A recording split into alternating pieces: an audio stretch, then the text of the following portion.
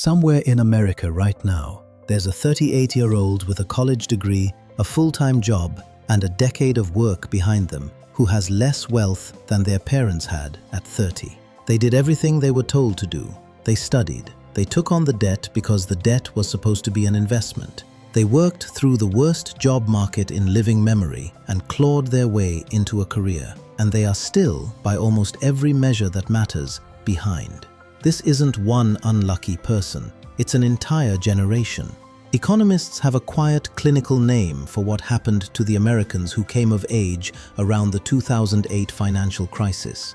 They call them the lost generation. And the reason they're lost has nothing to do with laziness, avocado toast, or any of the lazy explanations you've been handed. They're lost because of timing, specifically because of the exact year they walked out of school and into the economy. A year that permanently marked their earnings, their wealth, and their future in a way that the people just ahead of them and just behind them never had to face. Here's the part that should stop you. We're told constantly that the economy recovered from 2008, and by the official numbers, it did. The stock market didn't just recover, it went on to hit record high after record high. Unemployment fell to historic lows, corporate profits soared. If you look at the top-line figures, the crisis was a scary dip on a chart that fully healed. So how can the economy have recovered completely while an entire generation inside it never did? Because the recovery happened, it just didn't happen to them. The wealth came roaring back, but it came back into the hands of the people who already owned the assets, the stocks and the houses that were about to spend the next 15 years inflating. The generation that hit the job market in 2008 owned none of that. They weren't positioned to catch the recovery, they were positioned to pay for it. The economy healed. The scar it left on one specific generation is still setting to this day, and most of the country has agreed not to look at it. This is measured, not felt. Federal Reserve data shows that millennials, as a group, control a dramatically smaller share of national wealth than the baby boomers did at the same stage of life.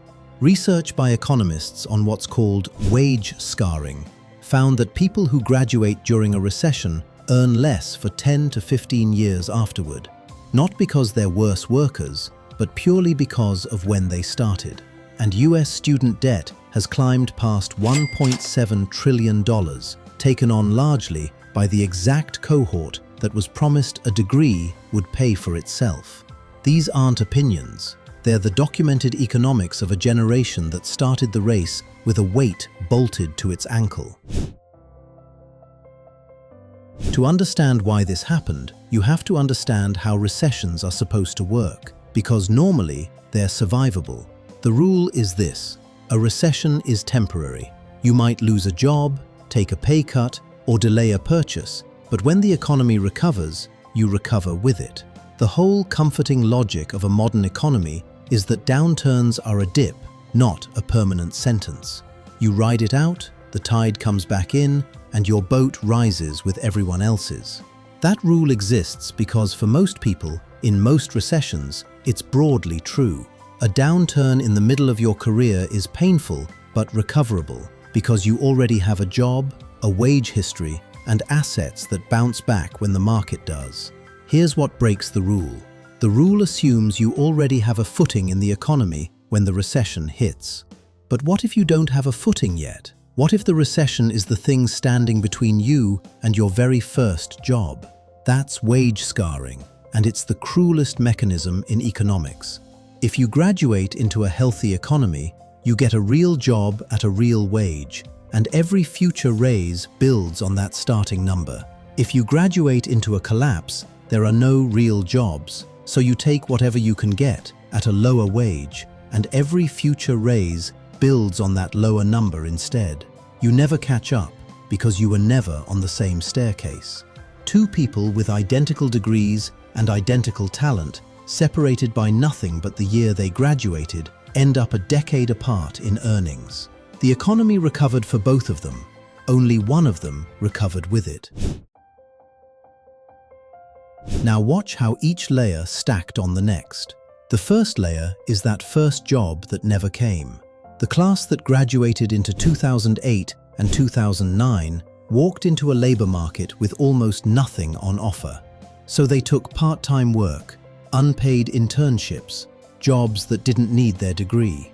And the scarring research is brutally clear. Those early years didn't just delay their careers, they permanently lowered the trajectory. The lost income from those years is never recovered. It's simply gone. The second layer is the debt that was supposed to protect them from exactly this. They were told, correctly for previous generations, that a degree was the safe path, the thing that recession-proofed your life. So they borrowed to get one. Then they graduated into the one economy where the degree couldn't deliver on that promise fast enough, and they were left holding both the loan payments and the lower wages at the same time. The insurance policy and the disaster arrived together. The third layer is housing, and this is where it compounds into something generational. By the time this cohort had finally scraped together some savings, the price of the assets they were trying to buy, houses and stocks, had already inflated far beyond their reach. They missed the cheap prices when they had no money and arrived to buy right as the prices had run away. And the fourth layer is the contradiction at the black heart of it. Why did those assets inflate so violently? In large part, because of the tools used to rescue the economy from 2008. Years of near-zero interest rates were designed to save the financial system, and they worked.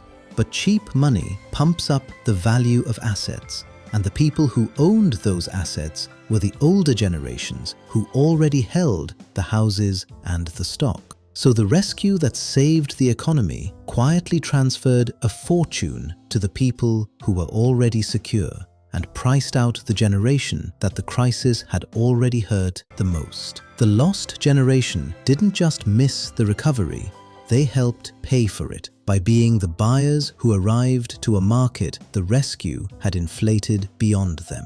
The cure for the crisis was funded in part by the future of the people the crisis hit first.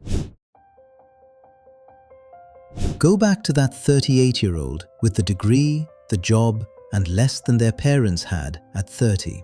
We're trained to read a life like that as a personal failure, not driven enough, not smart with money, didn't try hard enough. The entire mythology of the American economy insists that if you follow the instructions, work and study and sacrifice, the system rewards you.